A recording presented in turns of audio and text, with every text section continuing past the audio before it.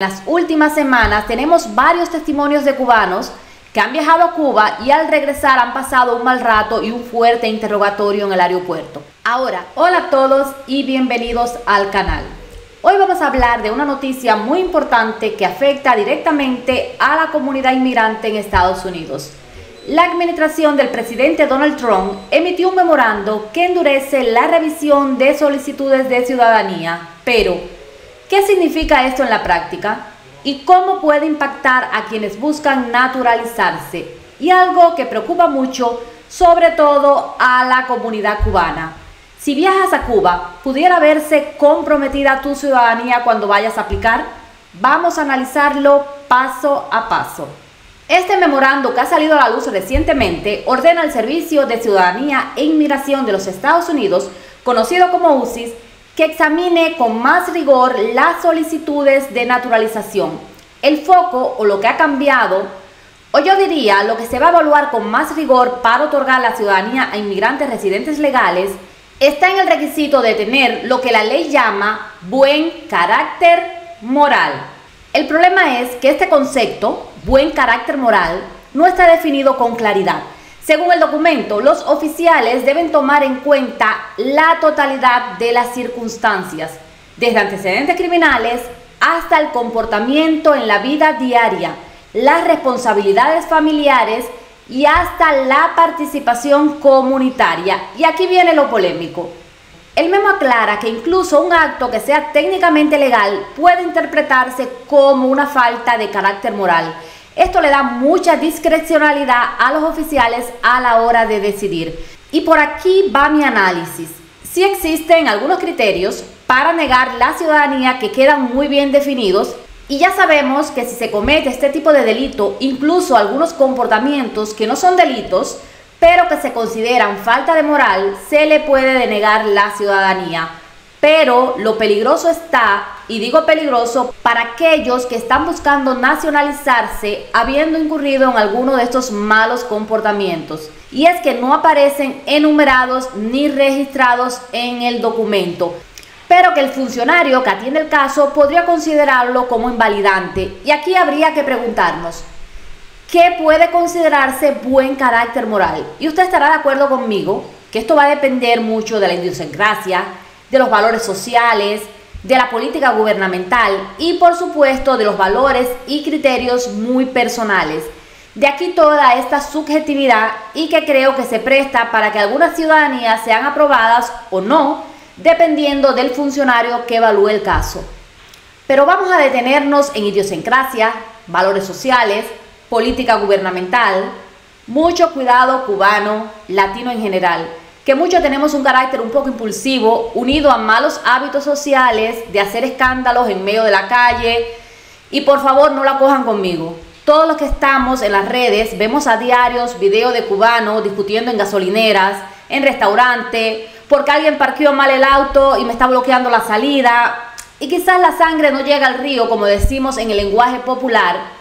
Es decir, que no llegue a un litigio legal, pero todas estas conductas repetidas, personas que además molestan constantemente a los vecinos con música súper alta, que manejan exceso de velocidad. Estos son meros ejemplos hipotéticos que quizás yo me estoy imaginando, pero que si interpretamos este memorando, me parece que no está muy lejos de acertar. Sí creo que esto puede utilizarse a discreción por un funcionario para negar la ciudadanía. Y vamos a entrar en un tema más polémico, y que sé que muchos cubanos se están preguntando: ¿haber viajado frecuentemente a Cuba puede ser condicional para negar la ciudadanía? Bueno, tenemos que decir que esto no está entre los puntos que están recogidos como criterios que descalifican automáticamente, y ahorita vamos a estar mencionando algunos de ellos. Pero recuerde una vez más hacerse la pregunta: ¿qué se considera buen carácter moral?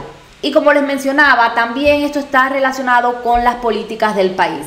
Así que no perdamos de vista que en las últimas semanas tenemos varios testimonios de cubanos que han viajado a Cuba y al regresar han pasado un mal rato y un fuerte interrogatorio en el aeropuerto. Ahora, esto no está pasando con todos los cubanos que están viajando a Cuba. Una vez más nos demuestra el carácter subjetivo de estas políticas y que todo depende del funcionario que le toque en su momento. Aquí les va mi opinión.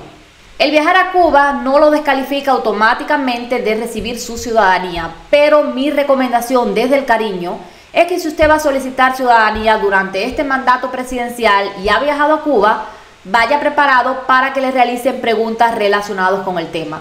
Vamos a mencionar algunos criterios que sí descalifican automáticamente al solicitante, y es que entre ellas encontramos condenas relacionadas con droga, 2 o más casos de conducir bajo influencia, fraude matrimonial, registro ilegal para votar.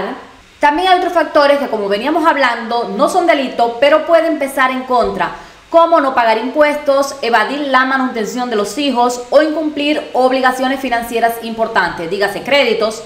Ahora, las personas que han cometido este tipo, digamos, de indisciplinas, no significa que quedarán condenadas de por vida, impedidos de nacionalizarse. El gobierno de Estados Unidos da segundas oportunidades y la posibilidad de rehabilitación, ya que el documento también menciona que los oficiales deben considerar si la persona ha intentado rectificar sus errores. Por ejemplo, si ha pagado pensiones alimenticias atrasadas, si se ha rehabilitado de una adicción o ha regularizado sus deudas. En teoría, eso podría mejorar sus posibilidades. Vamos a reflexionar qué impacto ha traído esto en la comunidad inmigrante. Esta medida se suma a otras tantas políticas de línea dura del gobierno de Trump sobre inmigración, desde restricciones de visa hasta limitaciones en el asilo. Ahora los solicitantes de ciudadanía enfrentan un escrutinio mucho más amplio, que no solo revisa el historial criminal, sino también la vida personal y familiar. Abogados de inmigración advierten que esto refuerza la capacidad de UCIS de negar casos incluso cuando no hay delitos graves de por medio. En resumen, la ciudadanía en Estados Unidos ahora depende no solo de cumplir con la ley, sino de cómo los oficiales interpreten el carácter moral de cada persona. Esto genera, claro, preocupaciones porque abre la puerta a decisiones subjetivas. Pero ¿qué opinan ustedes? ¿Creen que este tipo de medidas protegen a la sociedad o que más bien ponen barreras injustas para los inmigrantes que buscan integrarse plenamente? Todas las opiniones, por supuesto, que son válidas. Los leo en los comentarios. Bendiciones.